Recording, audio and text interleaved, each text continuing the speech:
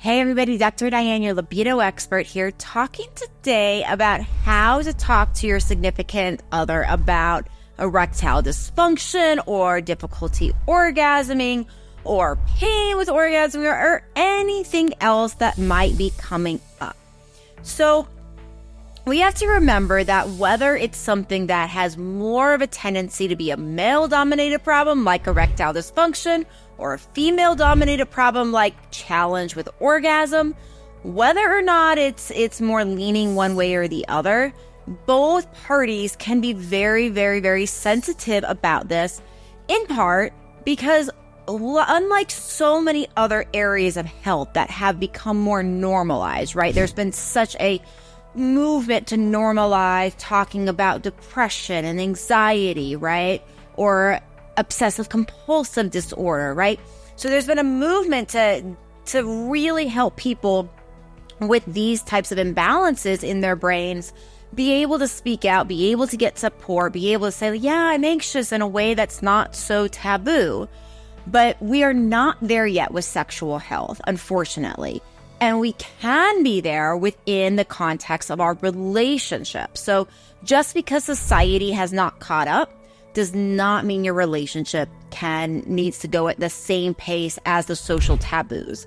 So one of the first things to really understand is that when we're talking about something like erectile dysfunction or challenge with orgasm, for example, we are just talking about another aspect of health that's out of balance. That's all this is. It's just affecting in these scenarios our pleasure centers, our genitals.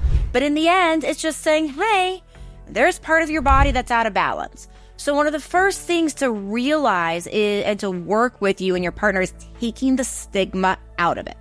Like many different health conditions happen to not just the individual, but the couple. So if we're using something like anxiety, right? If one person in the couple isn't anxious, that could impact their ability to go out in public. That might impact sudden outbursts. That might impact social outings, right? That they can do or not do or have more challenge in doing together.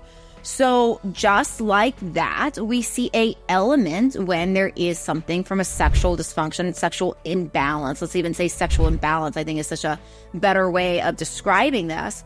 So when there's a sexual imbalance scenario, that is not just affecting the individual, although the individual might have their ego affected and their pride affected more, but it really is happening to the couple. So a very, very big important tip with this is we need to talk about it. The thing that tends to make it worse, not just for the individual, but for the couple, is hiding from it and pretending like it's not happening and not talking about it.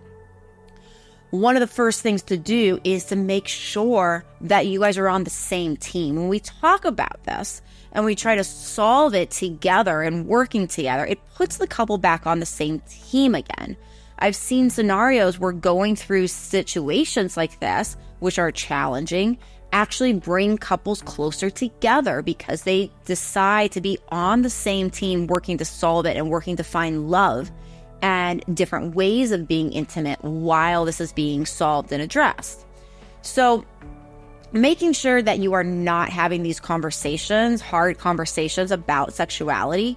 If you're having fun conversations about sexuality, then when you are naked in bed, that can be a great time to have the fun conversations. But if you're going to bring something up that's hard, don't bring it up in the area where you're intimate because you don't want that area. The main area that you're intimate is your bed.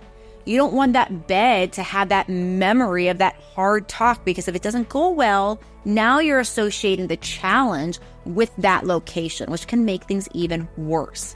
So you want to talk about it oftentimes in a non-stressful way, meaning like, oh, maybe you're having breakfast and asking for permission around like, hey, I've noticed this thing or I want to talk to you about this thing that's happening and is now a good time for that. Asking a level of permission like that can help. Now, of course, if you're continually asking your partner for permission of can you talk about this thing you're noticing that's happening sexually and your partner is like, no, now it's not good. Now it's not good. Now it's not good. Well, sometime has to be good, right? If you need to talk about it, which I recommend.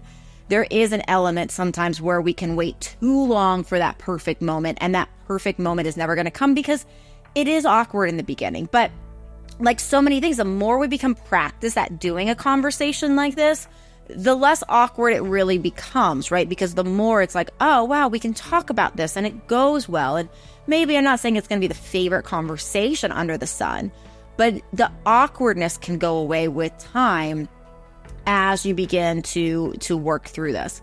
Another thing that is always important, right, is like understanding and working with somebody like myself that's a libido literate doctor that can really help address and look for some of those root causes behind some of the imbalances.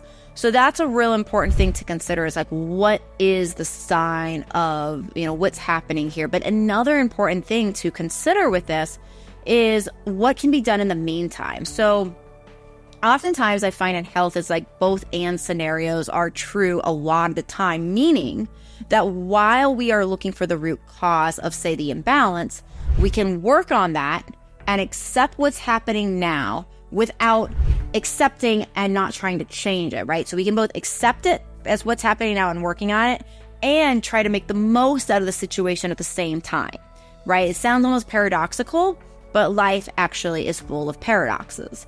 So when we are working then on not just accepting it, but on how to have, say, a good sex life in the meantime, that's where we can say, well, what other ways can we experience intimacy? What other ways can we experience touch? What other ways can we experience love and connection and physical connection that will work for both of us, that'll help both of us, that'll help us both feel like connected and cared for, and love and appreciation and oxytocin and stress relief and all the amazing things that pleasure gives us.